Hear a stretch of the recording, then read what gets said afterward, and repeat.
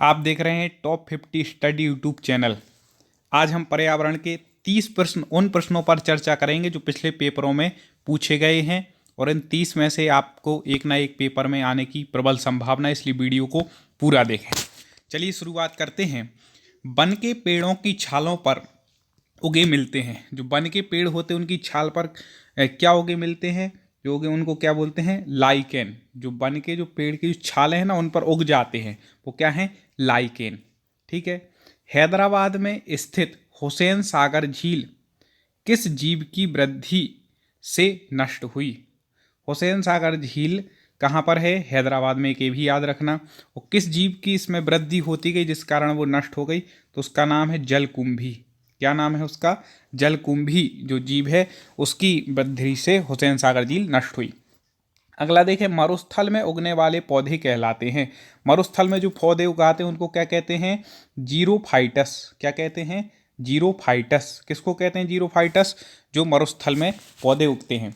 दोस्तों मेरा निवेदन है कि प्रतिदिन आपको ऐसे 30-30 प्रश्न हम लेकर के आएंगे जो पर्यावरण में पिछले पेपरों में पूछे गए हैं। तो आप एक बार सब्सक्राइब पर क्लिक कर दें यदि वीडियो को आप ऐसी और वीडियो ही पर्यावरण के या बाल विकास के, हिंदी के, संस्कृत के और चाहते हैं तो एक बार क्लिक जरूर कर दें, क्योंकि 30 प्रश्न बिल्कुल मोस्ट रहेंगे जो पेपर में पूछना है।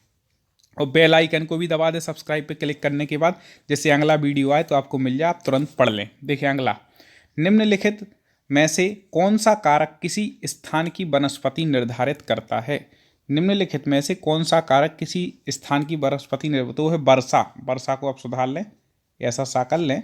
ठीक है। तो वर्षा से पता चलता है कि किसी स्थान की वनस्पति कितनी है। ठीक है, क्योंकि जितनी ज़्यादा वर्षा होगी उतने ज़्यादा वनस्पति उगेंगे। अगला देखिए, अगला जो है वह है कि विश्व के सभी भौगोलिक परितंत्रों को कहते हैं। विश्व, यहाँ पे आधा सा है, बीच में जो जगह छूटी है, कई प्रिंटिंग मिस्टेक हो जाती है। तो विश्व के सभी भौगोलिक परितंत्रों को क्या कहते हैं? जैव मंडल। याद रखिएगा, ये जैव मंडल से संबंधित प्रश्न पूछा जा चुका है। विश्व के सभी भौगोलिक परितंत्रों को क्या कहते हैं? जैव मंडल। अगला, जीवाणु एक्टिनोमाइसीज व कवक को कहते हैं अपघटक। क्या कहते हैं? अपघटक। जीवाणु एक्टिनोमाइसीज व कवक को अपघटक कहते हैं। आगे बहुत अच्छे अच्छे क्वेश्चन है, वीडियो को पूरा देखें।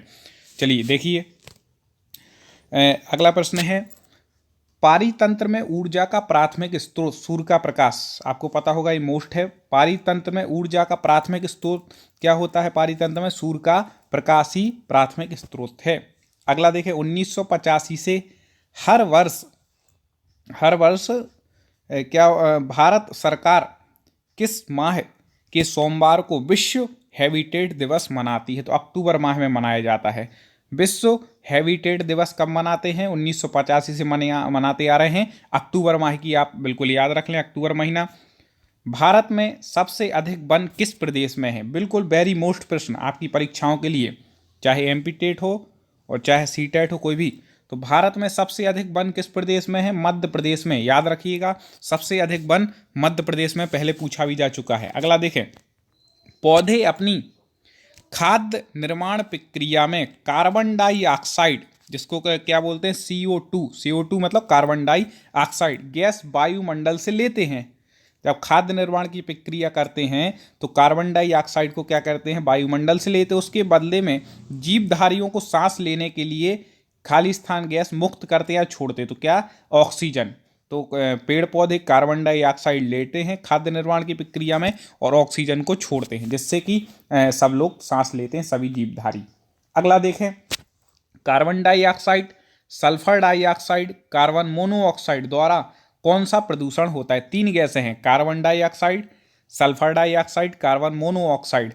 इनके द्वारा कौन सा प्रदूषण होता है? तो आपको याद रखना है वायु प्रदूषण में ये तीनों गैसें कारण हैं, इसके कारण से वायु प्रदूषण होता है। दोस्तों सब्सक्राइब जरूर कर लीजिएगा जिससे अगला वीडियो मिले, इसलिए हम बोल रहे हैं कि आप लोगों के लिए अगला वीडियो तुरंत मिल जाए, ज़्यादा परेशान होना ना पड़े। चलिए, बायोमैकेनिकल ऑक्सीजन डिमांड परीक्षा किस प्रदूषण को मापने के लिए की जाती है? बायोकेमिकल ऑक्सीजन डिमांड परीक्षा किस प्रदूषण को मापने के लिए की जाए? जल प्रदूषण। ठीक है, उसके लिए क्या क्या? बायोकेमिकल ऑक्सीजन डिमांड परीक्षा की जाती जल प्रदूषण को नापने के लिए कि जल प्रदूषण कितना है। अगला देखें,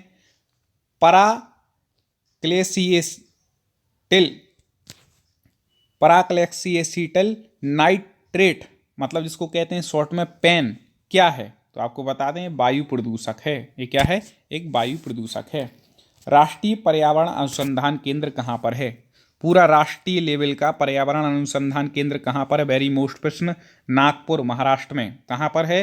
नागपुर महाराष्ट्र में। जो ज़्यादा मोस्ट होंगे उनको हम अलग से और बताते जाएंगे। वायुमंडल में ओजोन परत हमारी रक्षा किन किरणों से करती है? ओजोन परत किन किरणों से हमारी रक्षा करती है वायुमंडल में? तो पराबैंगनी किरणों से, क्योंकि पराबैंगनी किरणें हमारे लिए हानिकारक हैं। तो जो ओजोन परत है वो पराबैंगनी किरणों को आने से रोक रही है, इसलिए वो क्या कर रही है? ओजोन परत हमारी रक्षा कर रही है। किससे? पराबैंगनी किरणों से। ये पराबैंगनी किरण से संबंधित एक प्रश्न जरूर पूछा जाता है। चलिए अगला देखें। वायुमंडल में कौन सी गैस सर्वाधिक पाई जाती है? ये तो पिछले प्रश्न में, पिछले पेपर जो हुआ था ना टेट का, उसमें पूछा गया था। वायुमंडल में कौन सी गैस सर्वाधिक पाई जाती है? कौन सी? नाइट्रोजन। बिल्कुल याद रखिए, नाइट्रोजन सबसे ज्यादा पूरे वायुमंडल में पाई जाती है। अगला देखें। आकाश नीला किसके कारण दिखाई देता है? आकाश नीला दिखाई देता ना अपन को ऊपर, तो किसके कारण दिखाई दे रहा है? तो प्रकीर्णन के कारण। किस कारण से दिखाई दे रहा है? प्रकीर्णन के कारण हमें आकाश नीला दिखाई देता है। ऐसे ही प्रश्न पूछे जाते हैं दोस्तों, बहुत हाई लेवल नहीं होगा आपको, क्योंकि वो उस लेवल का, यदि आप प्राथमिक लेवल का टेट दे रहे हैं तो उसी लेवल के प्रश्न उसमें पूछे जाएंगे। लेकिन आगे जो हमारे वीडियो आते जाएंगे तो उसमें डेली आपको एक वीडियो मिलेगा, तो उसमें आगे कठिन कठिन क्वेश्चन भी आएंगे। अगला देखें। विश्व पर्यावरण दिवस किस तिथि को मनाया जाता है? ये तो बहुत सरल है, बिल्कुल याद रखना है। आप पर्यावरण का यदि पेपर देने जा रहे हैं, किसी भी एग्जाम में पूछ रहे हैं पर्यावरण, तो 5 जून की डेट कभी नहीं भूलना है, विश्व पर्यावरण दिवस। अगला देखें। ग्रीन हाउस प्रभाव के कारण पृथ्वी का तापमान घटता है, बढ़ता है या घटता है? ठीक है, ग्रीन हाउस प्रभाव जब होता है तो पृथ्वी का तापमान उस समय बढ़ जाता है कि घटता है? तो आपको बता दें बढ़ जाता है।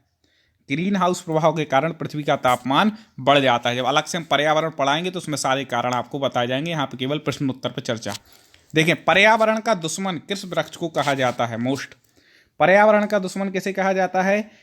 यूकेलिप्टस। यूकेलिप्टस जो वृक्ष है, इसको अपन सफेदा कहते हैं हिंदी में है, ये पर्यावरण का दुश्मन माना जाता है। ठीक है ना। अगला देखें। ग्रीन हाउस प्रभाव क्या है? ये तो आपके लिए बहुत जरूरी है। ग्रीन हाउस प्रभाव क्या है, इसको एक बार समझ लें। देखें, ग्रीन हाउस प्रभाव में सूर्य की किरणें पृथ्वी पर तो आ जाती हैं। ग्रीन हाउस प्रभाव जब होता है, जब यहाँ पे बता रहा था कि ग्रीन हाउस प्रभाव में क्या होता है, तो तापमान बढ़ जाता है, अभी अपन पढ़ चुके। तो ग्रीन हाउस प्रभाव में सूर्य की किरणें पृथ्वी पर तो आ जाती हैं, लेकिन कार्बन डाइऑक्साइड गैस के घेरे के कारण वापस नहीं जा पाती। अब मान लो पृथ्वी पर तो आ गई, लेकिन कार्बन डाइऑक्साइड गैस का घेरा है, तो वो वापस नहीं जा पाती हैं वो सूर्य की किरणें। तो ग्रीन हाउस प्रभाव क्या है? जिसमें सूर्य की किरणें पृथ्वी पर तो आ जाती हैं, लेकिन कार्बन डाइऑक्साइड के घेरे के कारण वापस नहीं जा पाती। ये क्या है? ग्रीन हाउस प्रभाव। कुछ ऐसे शब्द हैं जो बिल्कुल पर्यावरण के लिए तो वेरी मोस्ट है, चाहे ग्रीन हाउस प्रभाव हो चाहे पराबैंगनी किरणें हो। इस प्रकार से आपको याद रखना। अगला देखें।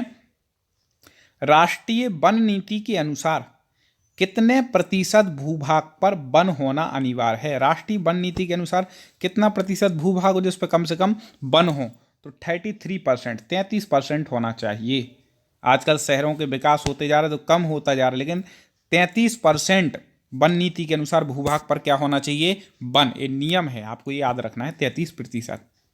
ग्रीन पीस क्या है? ग्रीन पीस एक बार पेपर में पूछा गया तो कुछ लोग कंफ्यूज हो गए, तो आपको बता दें कि पर्यावरण योजना है। ग्रीन पीस क्या है? एक पर्यावरण की योजना है, जिसको नाम क्या दिया गया है? Green peas. अगला देखें। भारत सरकार द्वारा केंद्र में पर्यावरण विभाग की स्थापना किस वर्ष की गई थी? भारत सरकार ने केंद्र में पर्यावरण विभाग की अलग से स्थापना की थी, वो कौन से वर्ष में की थी? 1980। 1980 की वो तिथि है जब जिस समय भारत सरकार ने केंद्र में पर्यावरण विभाग की स्थापना की। संयुक्त राष्ट्र, अगला प्रश्न, संयुक्त राष्ट्र पर्यावरण कार्यक्रम UNEP, इसका शॉर्ट फॉर्म, का मुख्यालय कहाँ है? ठीक है, तो आपको बता दें नैरोबी केन्या में। क्या है? संयुक्त राष्ट्र पर्यावरण का मुख्यालय कहाँ है? नैरोबी में है, जो कि कहाँ पर है? केन्या में है। ठीक है, अगला देखें। फोटोकॉपी मशीन में कौन सी गैस उत्पादित होती है? आप लोग फोटोकॉपी कराने जाते होंगे, इतने फॉर्म भर रहे हैं, सब फोटोकॉपी की जरूरत, तो उसमें कौन सी गैस उत्पादित होती? ओजोन। कई उत्तर तो आपके पास आसपास हैं, क्योंकि पर्यावरण का अर्थ ही है परि, मतलब चारों ओर से आवरण जो हमारे लिए है वो सब क्या है, चारों ओर जितना भी है सब पर्यावरण है। तो आप सबको देख रहे हैं कि फोटोकॉपी मशीन में कौन सी गैस उत्पादित होती है? ओजोन। ठीक है, ओजोन गैस उत्पादित होती है फोटोकॉपी मशीन में। अगला देखें, विश्व वन्य जीव कोष द्वारा प्रतीक के रूप में किस पशु को लिया गया है? विश्व वन्य जीव कोष द्वारा प्रतीक के रूप में किस पशु को लिया गया? तो पांडा जो है उसको विश्व वन्य जीव कोष में प्रतीक के रूप में लिया गया है, प्रतीक है वो। ठीक है, वन्य जीव कोष में विश्व के। अगला देखें दोस्तों, बहुत अच्छे अच्छे प्रश्न हैं आपके लिए लेकर के आ रहे हैं। प्रतिदिन आपको एक वीडियो मिलने वाला है पर्यावरण का, आप बस सब्सक्राइब कर लें और बेल आइकन को दबा लें। आपको और भी यदि सब्जेक्ट पढ़ने हैं, संस्कृत के, बाल विकास के, या फिर हिंदी के, या फिर मैथ, जो जो आपके लिए ज़रूरी है, तो आप हमारे चैनल की प्लेलिस्ट में जाएं। हम वीडियो धीरे धीरे डालते जाएंगे, क्योंकि स्पेशल आपके लिए उसी हिसाब से चैनल बनाया गया है, तो आप प्लेलिस्ट में जा करके देख पाएंगे। चलिए देखें, वन महोत्सव किसने प्रारंभ किया था? वन महोत्सव जो होता है वो किसने प्रारंभ किया? तो के.एम. मुंशी जी। के.एम. मुंशी जी ने क्या किया था? वन महोत्सव प्रारंभ किया था। यदि पूछ लें तो आपको याद रखना, वन महोत्सव किसने प्रारंभ किया? तो के.एन. मुंशी जी ने। आपको प्रश्न कैसे लग रहे हैं? यदि अच्छे लग रहे हैं तो लाइक करें और कमेंट करके हमें जरूर बताएं।